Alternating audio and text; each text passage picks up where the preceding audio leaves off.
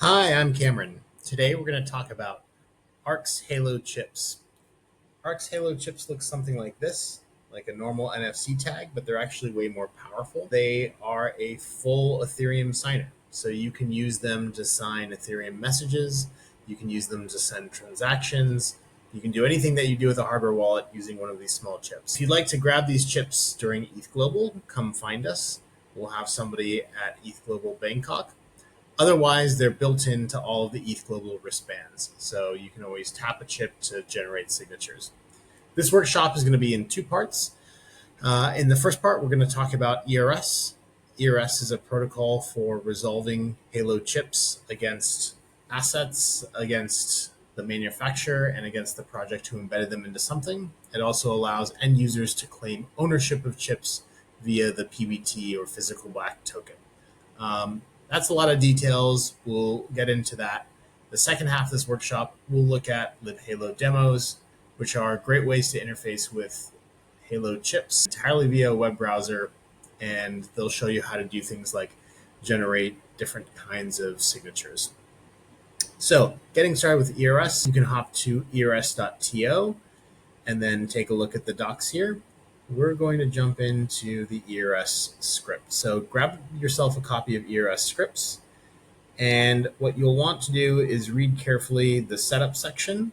Let's go ahead and get the dependencies installed here. And you'll also want to make sure that you set up an environment, an end file with all the environment variables that you need. So that'll include things like a Subabase account, which allows you to access the Arx manufacturer enrollments, a file-based account, which allows you to create token URI data. So think of an NFT where you have all the metadata associated. That metadata is stored via scripts on Filebase, which is an IPFS host. And then an Alchemy account to handle all of your RPC needs. You'll also want to have private keys, which have some funds in them on base. The private keys are used for different roles in ERS. Take a look at the ERS docs to understand these roles a little bit better, but at a high level, you're going to have manufacturers, developers, owners, service providers. In nearly all cases, as a developer, you'll be the developer role, and then you'll also be a service provider.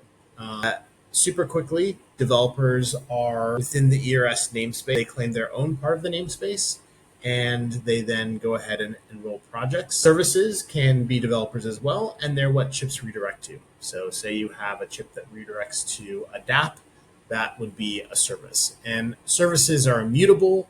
Projects are effectively immutable. So you want to think very carefully about when you add chips. So we're close to installing ERS scripts now. Okay, so we're going to go ahead and get started using the scripts here.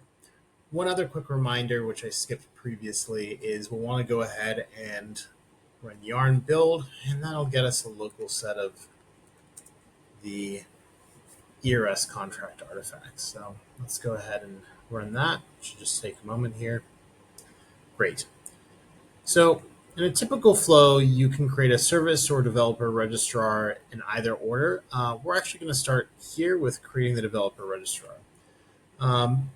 Every one of these scripts is pretty simple to invoke. You'll want to add a network parameter, and the production deployment of base is on base. So we'll go ahead and add that parameter, and then you'll be prompted a series of questions. So let's go ahead and get started here. We will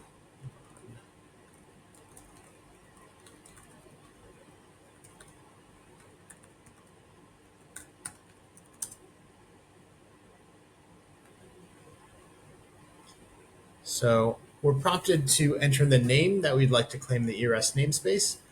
Most common names are pre-claimed for now to prevent people from sitting on top of potentially valuable names for different brands.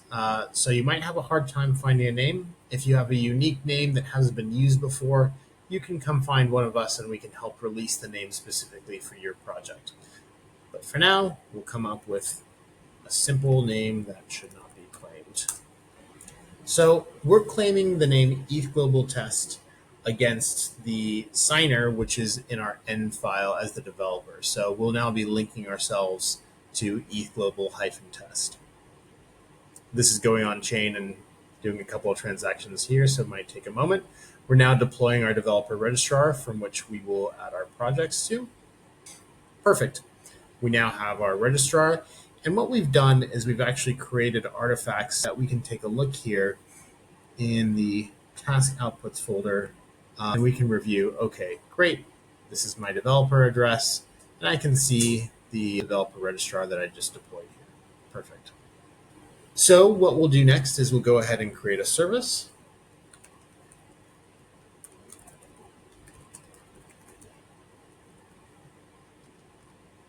Again, a service is where we're ultimately going to direct chips to a specific set of content.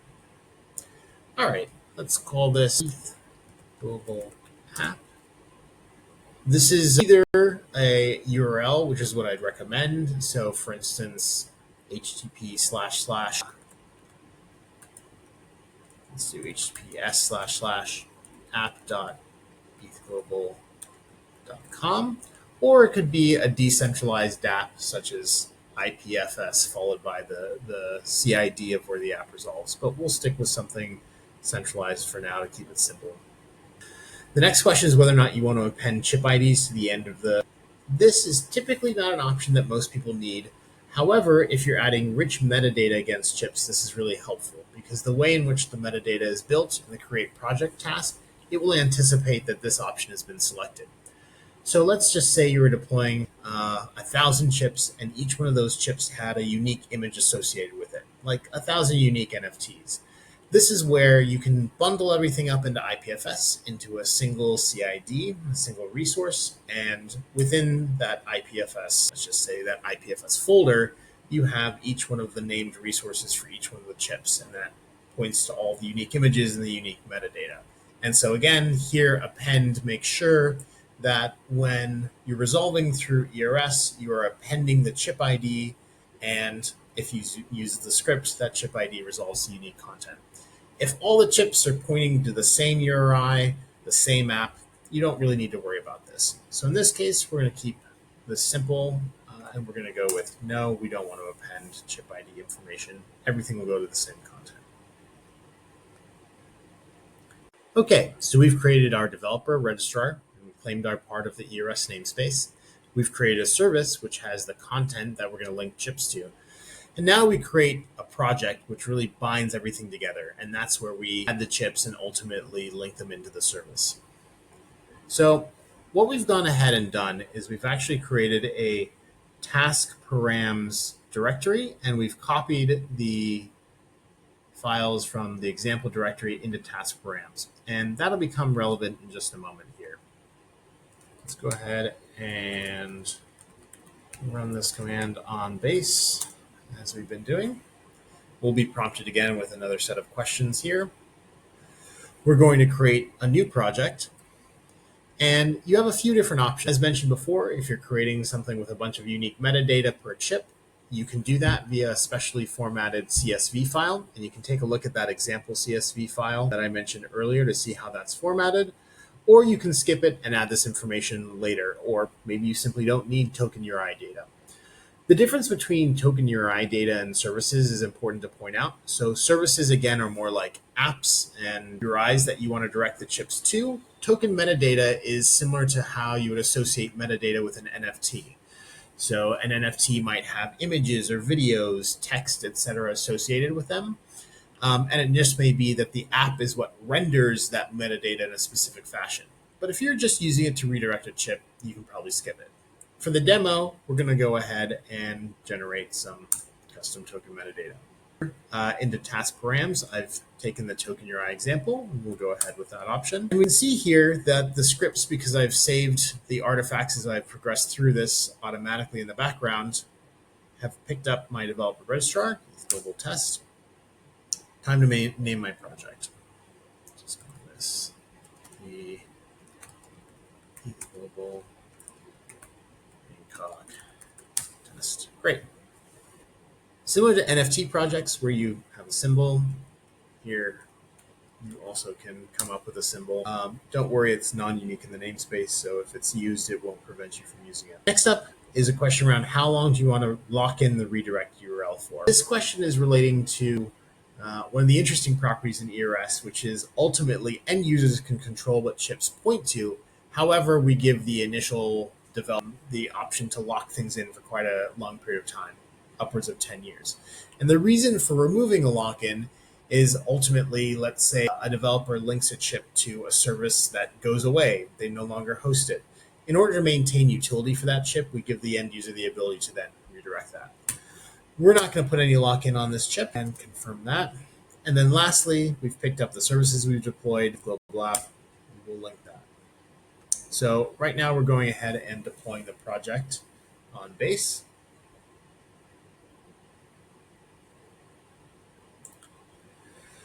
We've deployed the project registrar, and we're going to now add that project registrar to the developer registrar. And that helps us to resolve all the way through the namespace so that we understand that. So you can see that depending on the size of your shell, you may or may not have issues rendering a QR code, which is the QR code is pretty important because it is actually what is going to allow you to link your smartphone to the scripts themselves. So let's go ahead and copy the QR code, or the base 64 of the QR code. We can go to an online rendering tool here. Great. We'll go ahead on our smartphone and scan the QR code. And what's happening is we're actually opening up a WebSocket here between the instance of the scripts and our phone. And we can see here that our smartphone has connected, and we have a piece of content that was found in the CSV, which is going to be linked to a chip. This is the first edition. There's a name, description. And what I've done in the CSV is I've actually edited in the full path to the media, which in this case is cache.jpg. You need to do that. The script will fall over if you don't. So let's go ahead here and we can hit confirm and scan the chip that we want to link to this image and content. So scan the chip. And what we're doing now is we're uploading the information to IPFS via Filebase. We're outputting the token data, and we've gone ahead and added that to IPFS. And pretty soon we're going to go ahead and add that to the project's token URI data. We're calling add chips on the contract now. Great. Now we've added the chip to the project registrar. We have our first chip enrolled. We're basically good to go. This chip should be able to redirect through ERS to the app. And if the app were so equipped, it would be able to render out this token metadata and show off this beautiful image. There's one last thing that we can test, which is claiming ownership of the chip through the protocol. Depending on how you're using the protocol, you may or may not care about using this. As I noted earlier, every chip is represented by a PBT. You can learn more about what a PBT is at pbt.io. It's a new and novel standard, which includes an EIP, which is currently under review for basically creating physical backed tokens or something like an NFT linked to a physical thing. The difference between this and a normal NFT, if you were to associate it with a chip, is you could remove the normal NFT from the chip, but a PBT doesn't work that way. It uses signatures from the chip to change ownership on-chain. So, coming back to ERS, every chip in ERS is represented by a PBT. And we can go ahead and transfer that token at any time.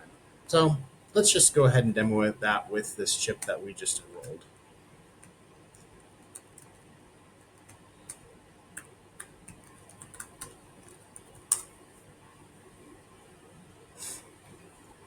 So similar to the previous task, we're going to get a fragmented QR code here. Again, depending on the size of your shell and the system that you're running on, you should be able to scan this directly without needing to copy and paste it as I am. But that's fine. We'll go ahead and paste this in here. Great. So we'll go ahead and open up the WebSocket by scanning this URL on our phone, waiting to connect. And perfect. We can see that we're connected, and we've been prompted to scan the chip. So we will scan the chip that we just enrolled in the project. Perfect.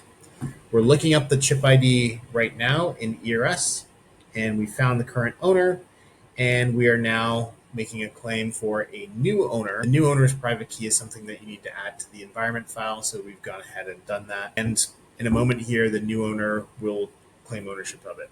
By default, the way ERS works is the first owner is the project creator, and then subsequently, anybody with possession of the chip can claim the PBT. Again, depending on your use case, this may or may not matter, but it's certainly nice to have a representation of the chip on chain in a fairly simple fashion. So we've now come to part 2 of the workshop, which is libhalo. libhalo is an SDK for interacting with Halo chips entirely via web browser. It's really great because it works on multiple platforms. You can use it on iOS and Android, and there are also ways to use it via a desktop computer.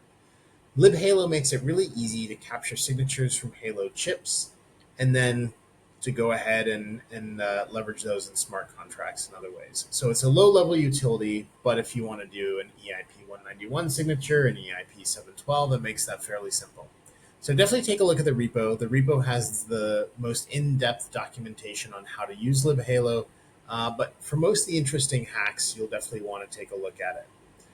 The libhalo demos, in general, are best used on a smartphone because smartphones are where you have your NFC scanners. You can use a hardwired NFC scanner, but unless you have that with you now, you'll likely be using just your smartphone. But we will demo one thing via desktop, which is the Halo Gateway Requester. So the Halo Gateway Requester is the same thing that we used in the CLI examples before with ERS. And basically what we're doing is we're establishing a WebSocket between this browser instance and your phone, and you're using your phone as sort of an NFC scanner to capture information. So let's move myself to a different part of the screen so we can see what's going on here. So in this demo, we're going to use the default libhalo gateway, which is a free service provided. Unless you want to host this on your own, this is the easiest way to do it. We'll go ahead and make an EIP 191 signature as opposed to a raw ECDSA. You can also, of course, do EIP 712, although this demo doesn't show that. And we'll just sign this random message here. Again, we come back to the QR code generated. My phone in camera mode. Let's go ahead and scan that. Cool.